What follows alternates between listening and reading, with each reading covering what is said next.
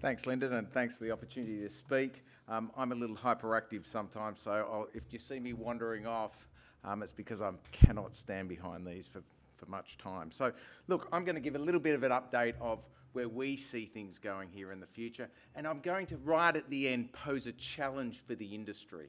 And it's going to be a little bit controversial, and probably some of the maltsters, Ian, you're not going to be happy with my little challenge. But I want to see if we can challenge our industry, because there are still some great opportunities in the barley industry as it is today. So no one can do a presentation without talking about sustainability, and Jack's done quite a bit in this area, but I'm just going to shortly go over what we are seeing. And I want to be really up front here. I actually think there's a lot of opportunity for Western Australian growers and the industry alike, particularly in the malting barley industry.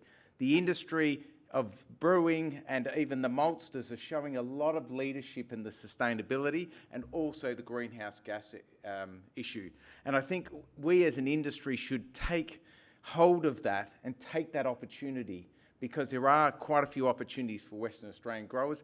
Clearly, we have the systems and processes in place, and also we have some of the best growers of malting barley in the world, and so there is this great opportunity. And to see Heineken and Board Malt and a number of others, like Nathan, a number of others playing an important role in this, is a great opportunity for us as Western Australian industry.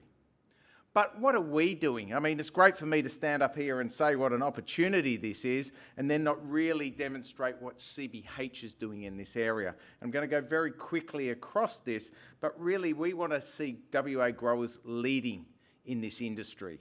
And to be able to do that, we acknowledge there's got to be a lot of capability that has to be built here. How do we measure, for example, greenhouse gas emissions, and make sure that we have a system and a way to be able to do this that all growers and the industry can adapt? And clearly today, this is a very difficult thing for everyone to do, and there are a number of models or calculators out there that really provide different answers depending where you are. We've been doing work with the WA government, or WA Agriculture, DPIRD, and really trying to understand how these calculators work for different circumstances. But it is also imperative that we build a partnership with customers. We want to be able to build that link between our customers and the growers here in WA to ensure that we have a real complete link. Without that, we will not be able to move as an industry in this regard.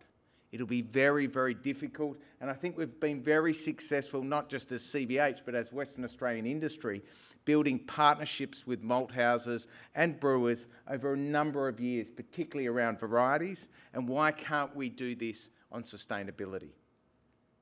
I think also it's about what is the next step. You know, ISCC accredited grain is the big one today, and we talk about this a lot, and I acknowledge there are some challenges with ISCC, and I think it's fair to say across the industry we have challenges with it, but also how do we move into the next step? What is the future? And low carbon grain is probably the next future here, and how do we start to build that out? Now, that's not next year, it's probably not the year after, but certainly over the next 4 to 5 years, that looks like an exciting area for Western Australian growers and the industry to be involved in. So where are we? We've been doing a little bit of work. We've developed a number of sustainable markets. We've been working with Intermalt, Heineken. We've been working with the domestic maltsters as well, and looking at what are these market opportunities. As an organisation of CBH, about 15% of our grain has been going out as ISCC, and that's even a more significant percentage of our malting barley. We've done a biofuel trial this year with a vessel heading actually with sustainable barley to Vietnam. Now, we saw a reduction of 15% in carbon emissions, or just a smidge under that. We always round things up, of course, but we saw a 15% reduction.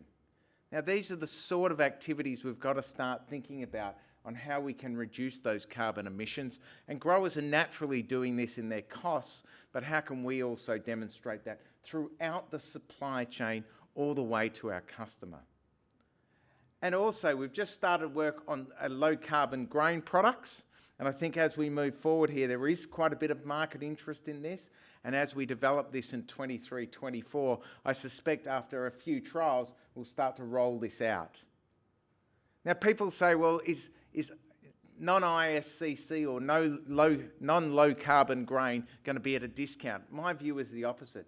They're going to be at a premium to the marketplace. We always tend to talk about everything being discounted. In fact, my view is it'll be at a premium to the marketplace. So why don't we talk a little bit about the markets? And I don't want to go past the geopolitical influences, because absolutely today, that is the driving force in all grain markets that we are seeing today. And as we've seen, particularly in the Ukraine and Russia, where they're important in the barley industry as well, we're really seeing some real troublesome times. Obviously the war, but we're seeing a lot of volatility in prices as well. And if you look at the slide with the green, that's where production of barley is mainly. And if you look at the slide with the red part, that is where Russia has currently invaded the Ukraine. You probably can't see the percentages, but around about 25 to 30% of the production is actually now under Russian control effectively. So this does have a lot of market influence, as we talked about, and the weekend's news where they're going to have a grain corridor has started to see prices actually decline today, as people are seeing the advent of an opportunity of grain coming out of the Ukraine in the not too distant future. Our view is, whilst this grain corridor is now being opened up, I think it'll take some time between Russia and the Ukraine to really accept this grain corridor.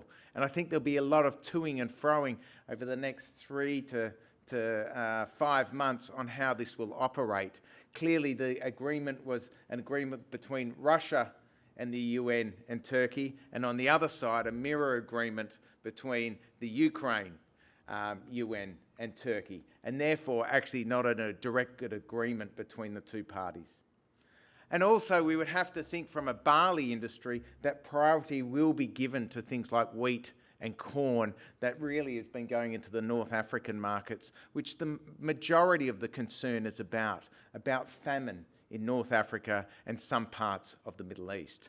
So will we see barley coming out of there? Yes, it may come out over time, but I think there'll be priority given to other grains before that comes out. So what about the current markets? Well, very interesting. When China, when we lost the Chinese market, and it's a couple of years ago now, we really, if you had a look at the two round graphs of the markets that we've been going to, it would have been almost 50% China, a little bit of Saudi and a few other markets, Japan, etc., and that would be it. The blessing in disguise here has been the number of markets that we are now accessing and providing a lot more diversification now than we've ever seen in probably the last 20 or 25 years. So this is actually providing the market with a lot more benefit and allowing us, when markets do have issues, that we can move to different markets subject to price, etc. This year, Australia, despite not having China, we've already exported over 5.8 million tonnes, and we're looking to export more than 8.3 million tonnes by the end of the season. So it is a very big year, of course, a big production year, but also quite a big year in terms of exports. And again, Saudi is probably about 30-odd% of this, and the next biggest market is Japan. I do note, though, that two of those markets, obviously Saudi and Japan, are predominantly or are feed markets. So it is a market now driven more by feed than malting. So what about the trends in production? Well, on this side, on your right-hand side or left-hand side, is total receivables of Western Australia, and the light blue one is production. Clearly, production has increased in a good year like last year, but again, if you look at our commodity mix, it is slightly down at about 24%. So we have seen production of barley slightly decline. But it's still higher than in 2013, where it was around about 21% of the crop. So there is still value in growing barley in Western Australia, and whilst predominantly it's been feed, it's clear that growers are still interested in growing it, whether it's for agronomic reasons or gross margins. Again, they're probably becoming under pressure, but I think as we've seen some of these markets expand, there are a lot more opportunities in the marketplace. And we would hope going forward here that we can demonstrate those market opportunities plus gross margins to continue to see barley stay between 20 and 30% of the production. So what about premiums? And this drives a lot of the discussion around malting. And I think, I've got two slides here, and I don't know what's happened. My apologies that they're hard to see, but the top slide is showing barley premiums prior to the Chinese anti-dumping, and you can see in the slide that then they come together. And then the second one at the bottom is about the return of some of those premiums since 2021. When we did lose the Chinese market, it was very clear as such a dominant market that the premiums were going to come down, and that's exactly what happened. But I think what we are trying to demonstrate as a market now is how do we get those premiums back?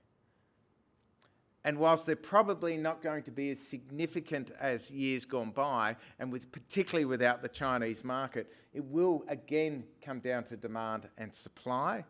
And whilst there'll be some specialty malting barley varieties that some customers will seek, I think it's important about how does the industry work together to ensure there is a differential price between malting and feed to continue to encourage and the investment that's been in this business for some time, and also to be able to provide some of our customers across both domestic and international the requirements that they're looking for. And there are opportunities. Global malt capacity is changing. And whilst China was around about 4 million tonnes of malt capacity, and we have some great capacity here in Australia of about just over 1 million tonnes, I think some of the opportunities we continue to see are in markets like Brazil and Mexico, where there is growth in malting capacity now, and in 2023 we're seeing about 240,000 in Brazil and of course 120 in Mexico. In Brazil there are some complications as we move through the phytosanitary issues and look to open up that market, but in the longer term there are some good opportunities there. There will be competition, and it is fair to say in the last year or so, without Canada being there, we have gained some of those opportunities in those marketplaces. So we will need to continue to work to be competitive in those markets. But there are some great opportunities as we move forward, not only in South America, but also Africa and India as we go forward here. So this malt market is still there. There are opportunities, and there is things that we can do to continue to develop them, despite not having China. Of course, we are always hopeful that China will come back, and there's been some positive lights or positive momentum in that regard in respect to the relationship between Australia and China. But, potentially there's still some way to go. So I did want to talk about China and Saudi from a feed perspective, and I just want to quickly go over this. China, despite Australia not being there, is still the largest importer of barley. There's about 4 million tonnes of, inelastic malting demand, and the remainder is feed.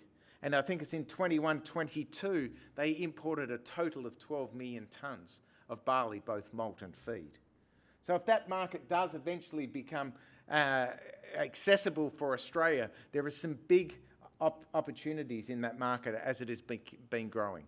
But it becomes competitive, that feed market. It isn't inelastic, and it is priced off other grains and other feed sources, and therefore we need to be competitive. Saudi, a market that has been there for many, many years and has been quite regulated for a long period of time, has now gone through a process of deregulation. And what we have started to see is that inelastic feed demand for barley is now starting to disappear, and it is a result of a lot of the feed buyers moving into compound feed and corn becoming a greater and greater player. And if you look at that slide just over here, you can see the dark black line is corn imports, and if you look at the light blue line, that is feed barley imports. And clearly we've been seeing a decline in feed barley imports as subsidies are removed, the government moves out of interfering in the market, and we're seeing an increase in corn. So the future of that market is going to be about feed barley's competitiveness, not necessarily about whether it has a subsidy or not. And so as we move forward here, it's going to be important to see how we can continue to be competitive in some of those markets. So I do want to challenge the industry. And we're using this case study as Esperance. Lyndon, this is your area. But I do want to challenge the industry. And I want to challenge what is the biggest thing that makes a difference to the gross margin and the competitiveness of barley. And that's about yield. And whilst we can talk about us paying premiums for malting barley, and we can talk to the maltsters about what value it has, the underlying reason that growers grow barley is about gross margin. And they compare it against other crops they're growing, and everyone in this room understands that. So how can we be competitive? And as we move past the domestic market and onto the international market, how do we compete with other feed grains? So my challenge to the industry is, should we be breeding exclusively or more for high-yielding feed varieties? Now, I don't want to exclude the maltsters here, but my point being, as you have an industry that is a certain scale, it then helps develop the malting industry or helps to supply it. We don't want the barley industry to shrink to a point where it is uneconomical for growers to grow it, and the investment that maltsters both domestically and internationally have in the Australian industry starts to subside. Now, I don't see that happening, but it's interesting to see the percentage increase of feed varieties being grown in the Esperance zone. Now, that's increased dramatically to about 20 odd, I think it's around almost 25%, and now exclusively feed varieties. And that must be because of the economics. And so I guess I challenge the industry, and I like beer as much as everyone, and probably in this room, probably sometimes more, is do we need to get a little bit more focus on feed varieties and try to grow feed varieties at extremely high yields? I think personally that will eventually benefit the malting industry, because I think as we get scale, again, we move to how do we get a premium above, and therefore we look towards the malting industry about what requirements they need. But could we reduce those requirements slightly to develop more high-yielding varieties? Now, I think that's a little bit controversial, but I wanted to leave everyone with that thinking, because I think sometimes we get trapped in what is something that is a very directional, and hopefully we can open our eyes a little bit more. So I do thank everyone for today, and I appreciate being able to speak. Thank you.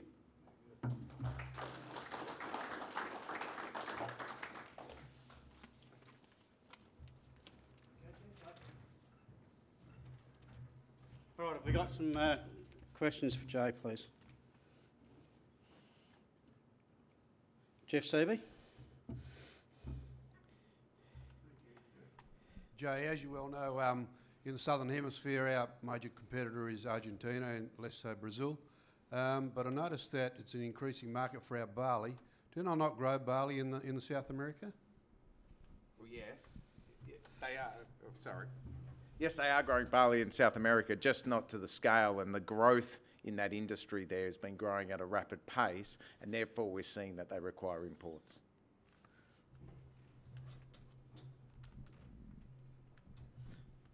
David Moody. Just a comment about Mike. just a comment about the feed varieties, and I guess the comment, Jason, is that unfortunately we don't have varieties tucked up our sleeve that are suddenly 10% higher yielding than our current malting varieties, and we've probably spent 20 or 30 years really focusing on the malting varieties, so it does take a while to actually increase those yield benefits. So you've probably seen, and most of the companies would be putting out varieties that in the past wouldn't have had a role in the market because they might only be 5 or 6% up on the current malting varieties. And with the premium being paid, that wasn't going to make it with growers, but those varieties are probably starting to come out now. But it is interesting how the the mood has changed in that AGIC would have said only 3 or 4 years ago, we don't go into the low-priced export of a bulk commodity. That's bad for our long-term interests. And now the philosophy is starting to change. Thanks, David, for your comment. And I think, look, I agree. We've spent a long time looking at quality, and I think it's still very, very important. I'm trying to swing the pendulum, probably where we're breeding for only malting barley varieties, to try and swing that pendulum a little bit so we start to get some balance. Now that takes time, but when I look at the industry, it is all about yield. And if we were growing only 1 tonne barley crops, we wouldn't have a barley industry. So despite what quality we ever did. So I think it's just about bringing that balance. Again, it does take time to do that. I acknowledge that. But it's about us thinking about it a little bit more broadly. On down there. Yeah, Chase Creedy from Westfeeds. You spoke a little bit about the China relationship has improved. Is that purely due to the change of government, or is that prior to that? And when might that improve enough that we send something there in some flow? And have we safeguarded ourselves against not putting all our eggs in one basket again, and that the market access that we've created is for the long term and can coexist with that demand? So on the market, I'll start with the market access one because that's probably the easiest. I think it was a great lesson for the Australian barley industry to then, diversify, and I think that's been good for the industry.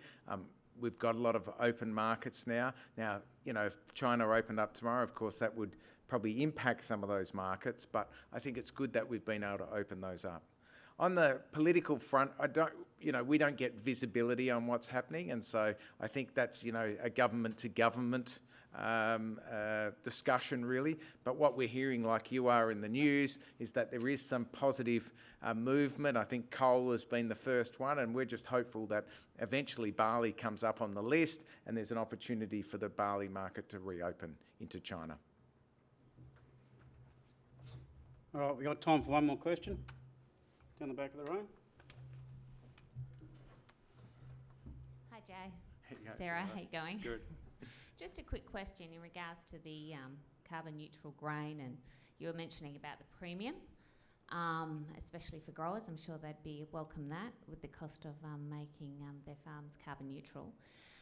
In relation to us growing more feed and that type of market it's going to on the export market, are they really willing to pay a premium for those carbon neutral, if that grain is carbon neutral when it arrives, based on the market? Yeah. So I think in the malting industry, I think you'll see those opportunities, and that's where we're starting to see most of them. In the feed, we have had some customers that have wanted us to be ISCC accredited and only wanted ISCC grain. But I think it's like any market. You have certain customers are at one end of the scale and there's certain customers at the other, and I don't think we can sort of be too generic in that, but I do think there are some good opportunities, particularly in malt, probably less in the feed.